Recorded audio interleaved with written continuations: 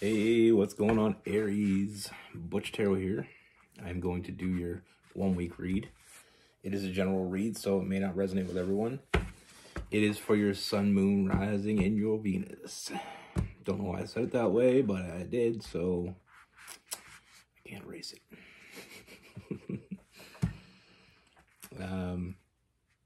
For all you cross watchers, roles can be reversed. Always feel free to comment down below. I gotta work on my posture. I always slunch over. Anyway.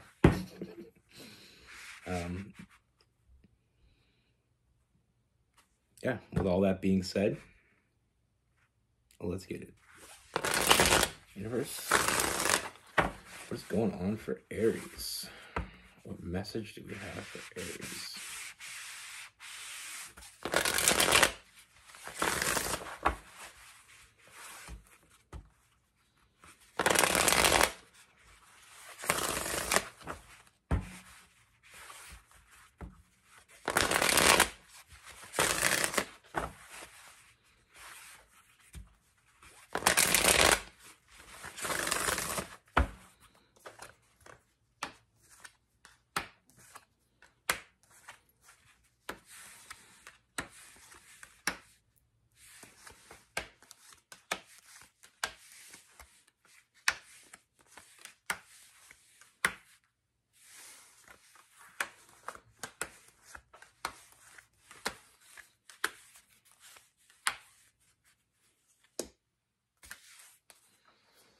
All right, Aries.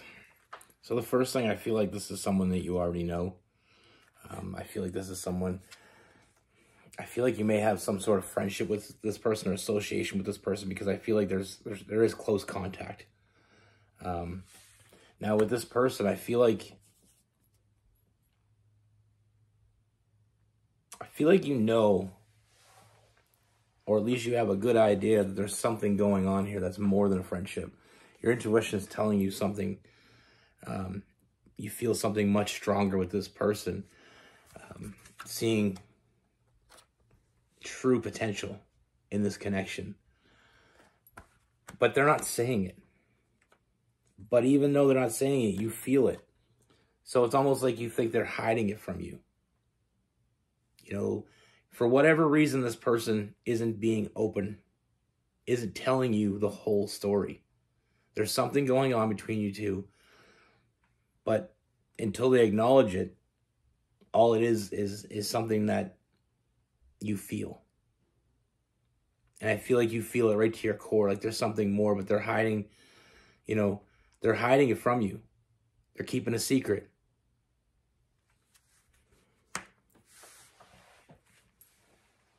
You know, and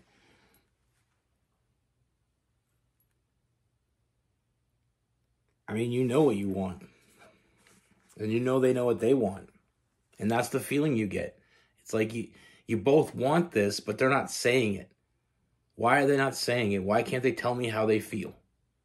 That's the energy I feel like you're in right now. It's like you've been waiting for this person. You've been waiting for this type of feeling. So why the hell is it being so difficult? Why are they being so difficult?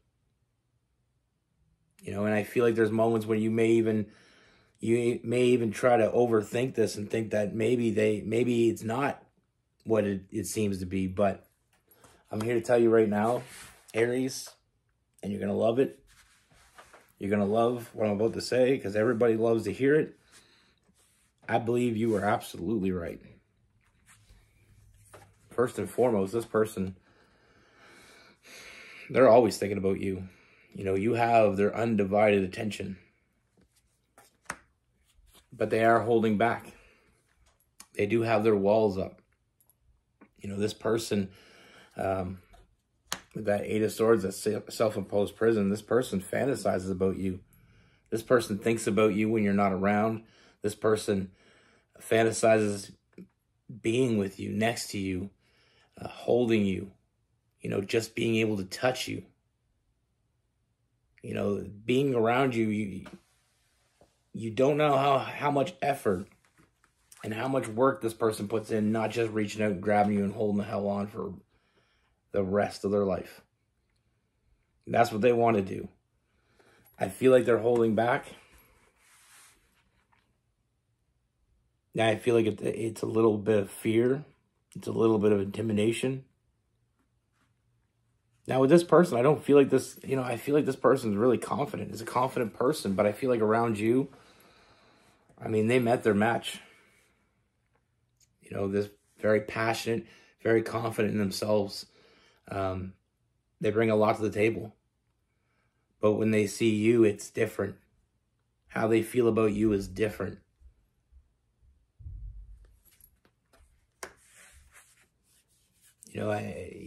First and foremost, I mean, I feel like this internal struggle they have, like I said, is not only just based on the fact that they're intimidated a bit.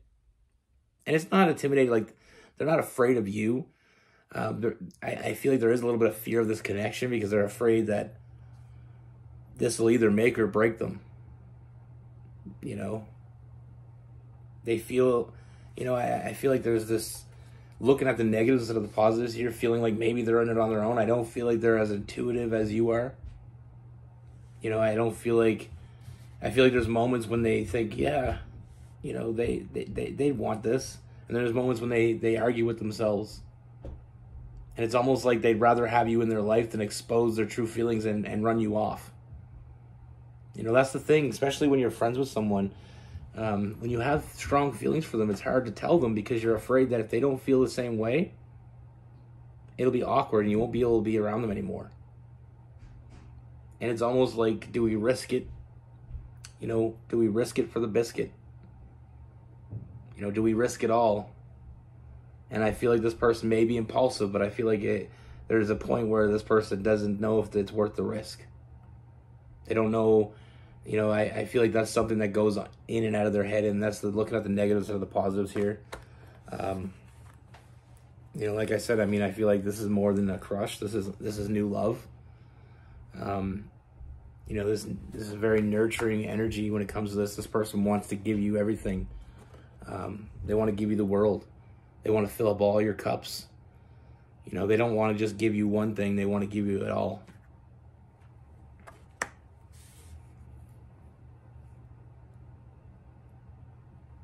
But like I said, I mean, there is that one thing that's holding them back is the fact that they don't know.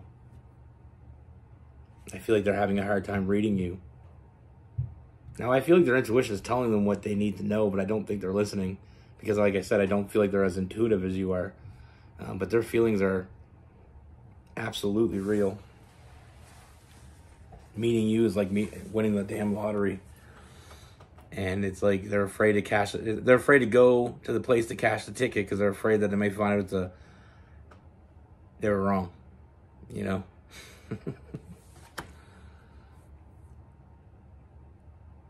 But like I said, the potential, there's a lot of potential here. You see it, you feel it, you know it. You were right. And I feel like you're not going to have to wait much longer because I feel like this person's finally just going to take the risk. I do see them open up communication with you. I do see them, I feel like there's going to be a moment where they see an opening and they're going to take it. Very impulsive moment. There's going to be a moment where they see an opening and they're not going to hesitate. That confidence in them is going to, just hit them and they're just going to go for it. With that Knight of Wands and that Eight of Wands as well. I feel like it's going to come off in a very romantic gesture. Like they're just going to come up to you and just spill. Tell you that secret that they've been holding from you. Very, like I said, I wouldn't be surprised if they go all in. I wouldn't be surprised at all because I feel like this moment that hits them in this very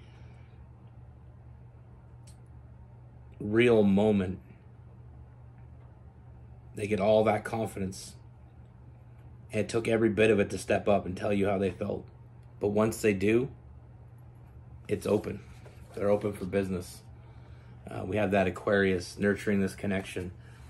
You know, and I do see it like this is going to be something that makes you both very happy. You know, very nurturing energy from this person. Very, very passionate. Very fiery. You know, there's a good bit of fire in this person. I feel like they just needed that fire lit under their ass to get them moving. But like I said, I do see a lot of happiness. You know, with that 6 of Wands, like I said earlier, it's like winning the lottery. Sometimes it's hard to believe that it's right there in front of you.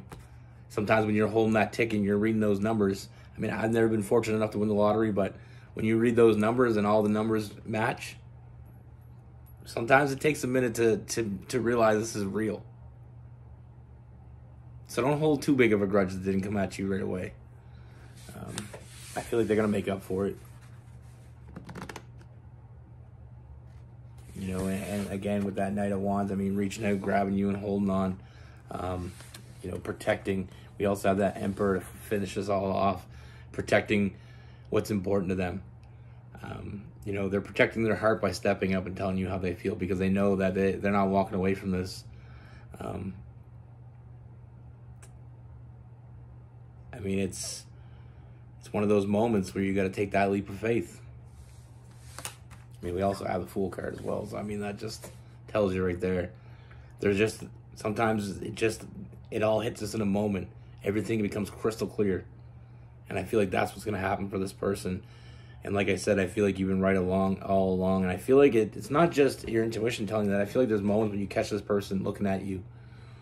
And you just know the way they look at you isn't the way a friend looks at a friend, or an associate works at an associate, or somebody that works with you or goes to school with you. Is not how they look at people. There's something much deeper inside there. Now with this person, we have, like I said, I mean, we have Gemini and Aquarius, some Libra, Cancer, Pisces, Scorpio, got a little bit of Virgo,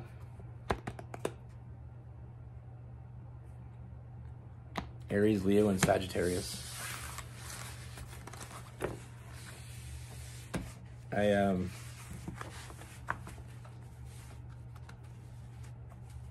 Yeah, sometimes when what's right in front of us, what we've been waiting for such a long time, when it's right in front of us, it's almost surreal. You know, it's we can't believe that it's there. We can't believe we found it. And then sometimes we overthink and we think they can't possibly feel the same way about me as I do about them. I read this. I was into neurology years ago. I always liked how, I was fascinated by how the brain worked. And I read this one book, and it was about different little